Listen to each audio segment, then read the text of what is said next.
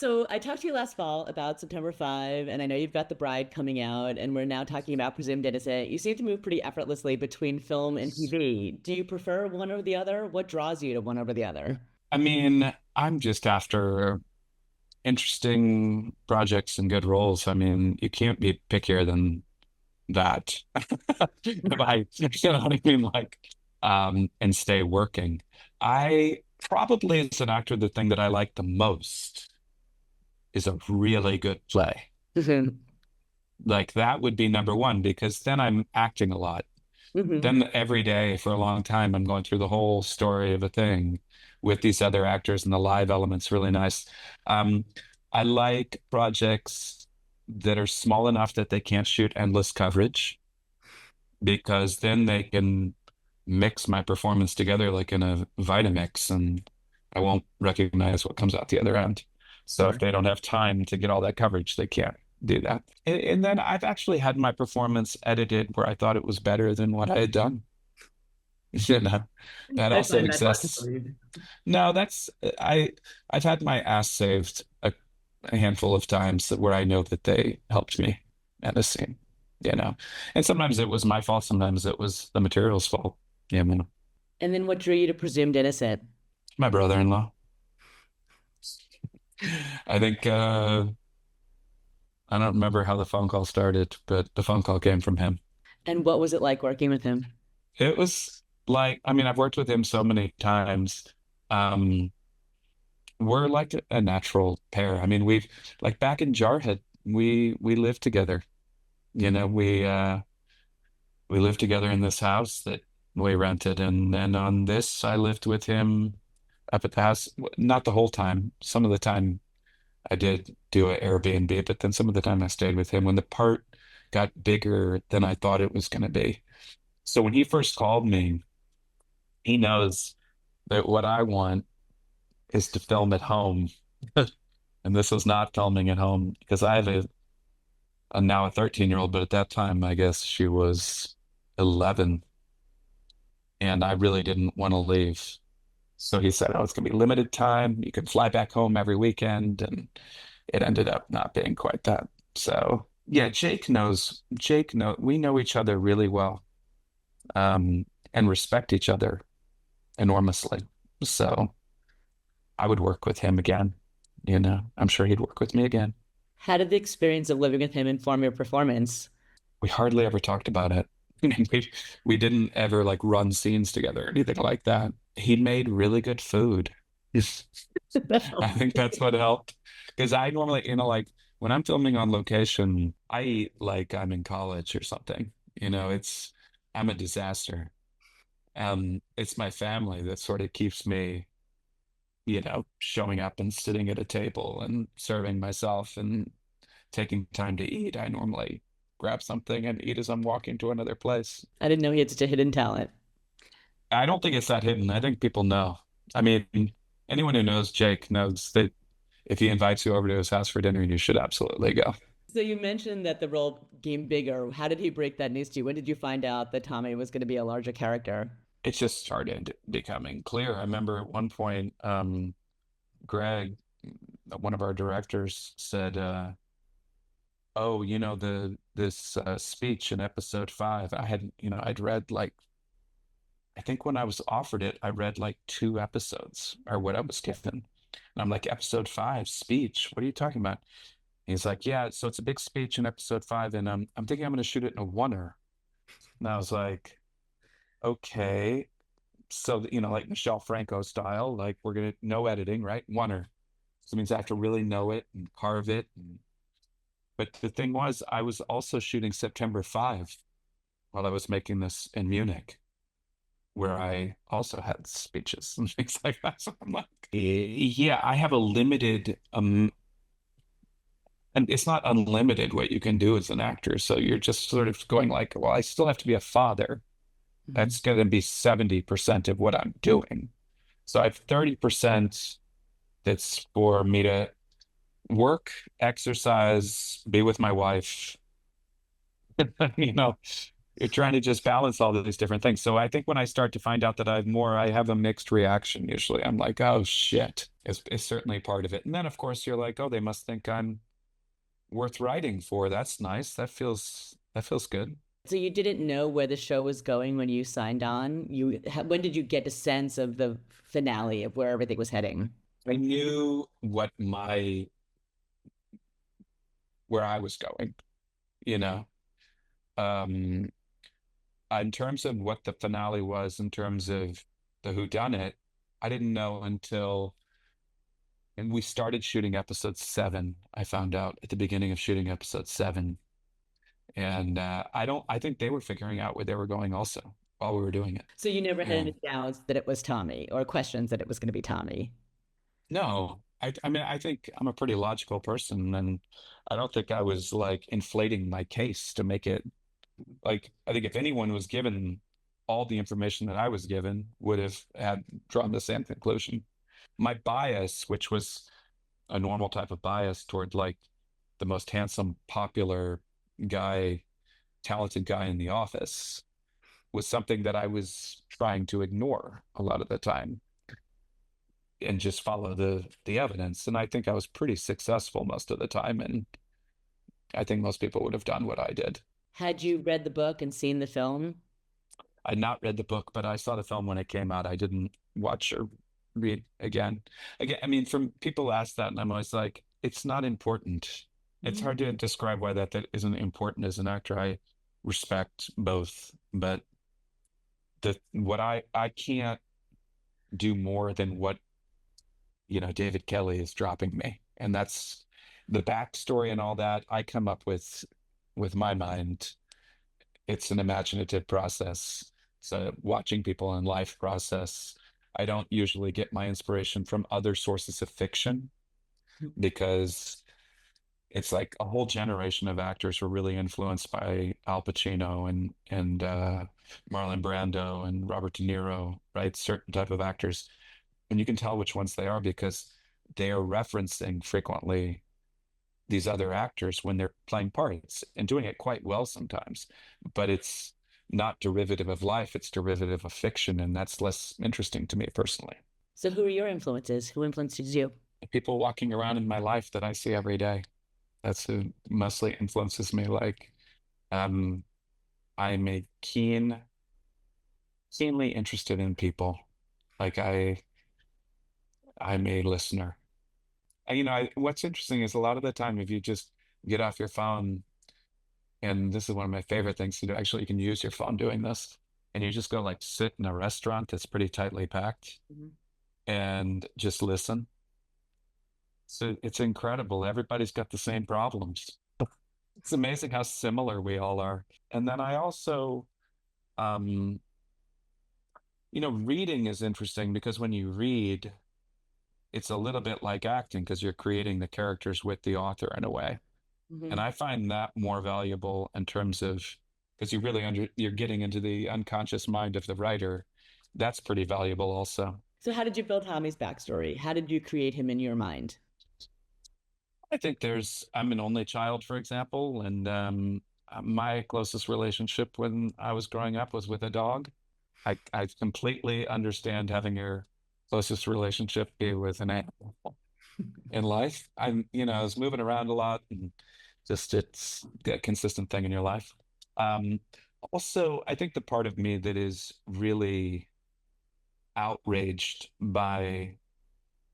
that has a real sense of justice. I get really, really upset at like hypocrisy and injustice in the world. And I think so does Tommy Molto. Mhm. And I think he can't let it go.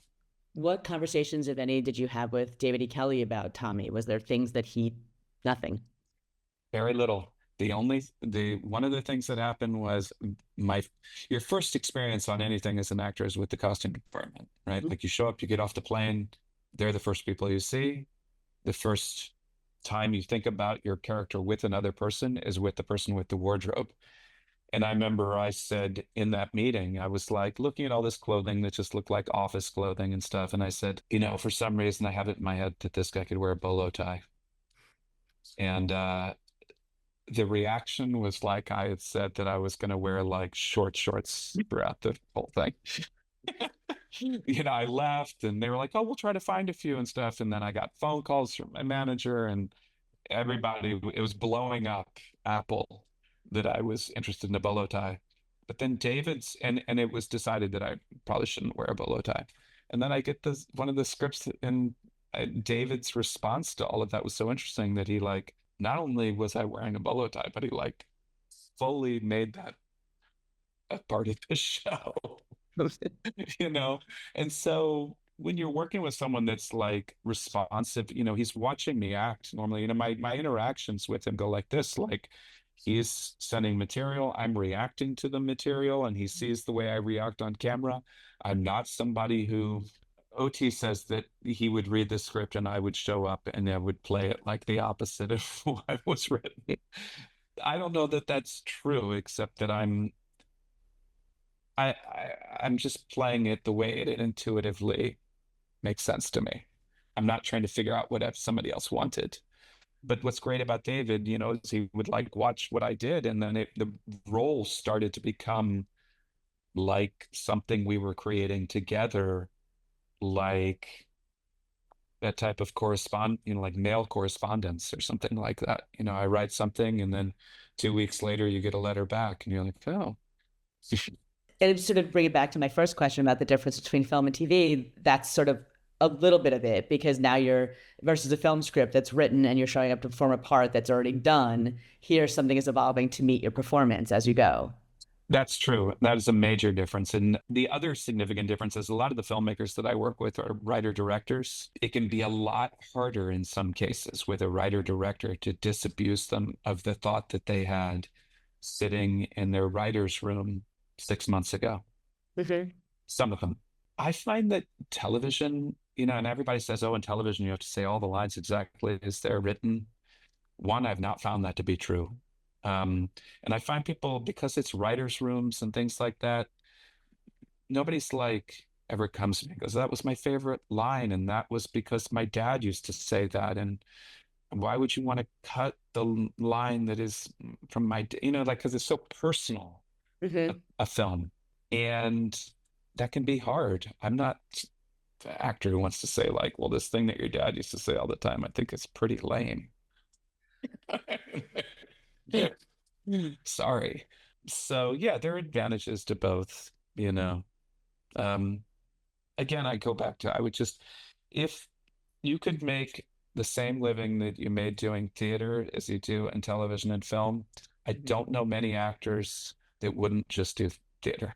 I mean, I can't imagine the energy of being up on stage and responding to a live audience. What could compare to that?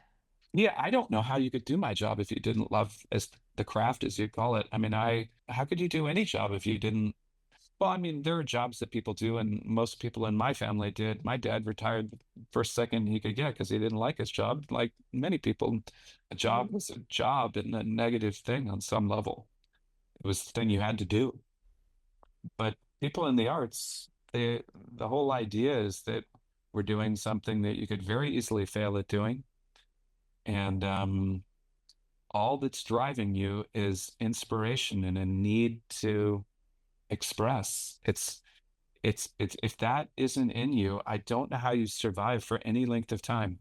Is there a theater role in your future? Do you have something lined up? There is a play that I really would like to do with David Rabe that we just did a reading of, but I think like with theater, it's like it takes forever to get things set up. David Rabe is somebody that I've known for a long time, and we've tried to work together for a long time. And I really relate to his writing and his way of thinking. Do you ever think about writing yourself? I write all the time, but I don't write. I think my writing has something to do with my acting on some level, but I write almost as a daily practice. I write. And directing? Would you ever do it? I think directing for me is going to be like the way I feel about tattoos. I don't have any yet. I'm sure I'll die with a tattoo on me. I've worked with so many people that were like jobbing directors, for example, where this is their living. And Acting, you can find a way to be inspired doing the telephone book, really. I mean, it doesn't, I could do, there's a lot of ways in.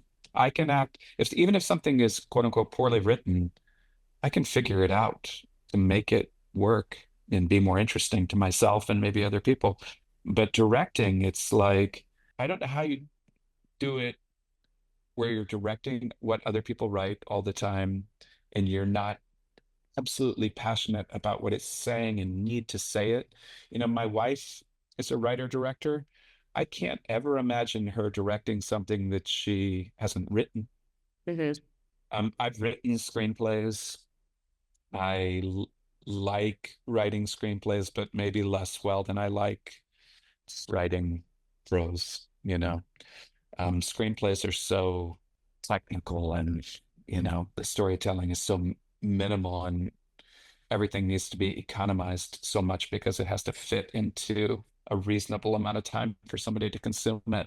I know you have a film coming out with your wife. How was the experience of being directed by her? I mean, you've done it before, but My wife actually told me she thinks I'm tough on her when she directs me. And she says, and then I hear from other people how easy you are to work with. And I'm like, well, I think that that's maybe a good sign. That's like because I would only be tough on someone that I truly, truly, truly respected. how does being tough on her manifest? What does tough on her look like? I don't realize I'm doing it, Mhm. honestly. I mean, I think I just I don't with most directors, I don't seek out a conversation, so I'm not an actor that comes to a director and says, what is this? And, I've read the script a number of times. I feel like I'll try what I'm going to try without telling them what I'm doing. Mhm. That way they have an opportunity to see it like an audience instead of I've explained it to you and now it makes sense. Maybe it wouldn't have made sense had I not explained it. So I think many directors feel like I'm not talking to them very much. And I only really talk to them if they have a note or a problem or something like that. I'll talk with them socially about something else. But I think with my wife, maybe because we talk all the time, and then when I go to work with her, it maybe feels like I'm giving her the cold shoulder. Because I also don't like to be directed before I act. Like anyone could tell me anything after I've done it once or twice, but don't tell me what it is before I start it. Yeah, I'm really easy to work with. I don't think I have many rules at all. That's just common knowledge things. So what challenge awaits you? What do you want to take on that you haven't done yet? I'm really into this role that I'm doing this fall with Swiss director Michael Koch, Koch, and he has a previous movie that he did with non-actors that was extraordinary that I loved called Piece of Sky. And this is in the Swiss Alps. It's called Erosion. It's me and mostly non-actors in it, and I'm playing a brain surgeon who kind of leaves all of his patients and goes on this journey of searching for someone and self-discovery through the Alps. So that'll be a pretty long shoot. That'll be half of August, then September and October. It's hard to be away from my family for that long, and it'll be the longest I've ever actually been away from my family acting. But I'm doing it because I feel very connected to the part. So I'm hoping that one will be as interesting as I think it's going to be. How do you find your way into a character like that? Do you do research or is it just thinking about it? For that one, for someone like a neurosurgeon, I will be following around a neurosurgeon. I read some, I daydream about it. The script, honestly, is a major source for me. Just the story of what's going on in the script. And I'll be acting with people that have those jobs, a lot of them. So that'll help put me into their world, you know. But that part of it, like what does the person do for a living? How much money do they have? Do they believe in God? These sort of questions that you ask yourself, there aren't that many of them. And like as I said before, the more I play all these different characters, the more I realize how similar they all are on some level, and we all are. Bring it back to Presumed Innocent and leave it there. What do you think the takeaway from Presumed Innocent is, or what do you want the takeaway from Tommy to be? I walk down the street and it's interesting to play someone who's such a lightning rod and have people react in the strong ways that they do. I would love for people to just ask themselves the question of why they want to tell me how creepy I am when I walk down the street.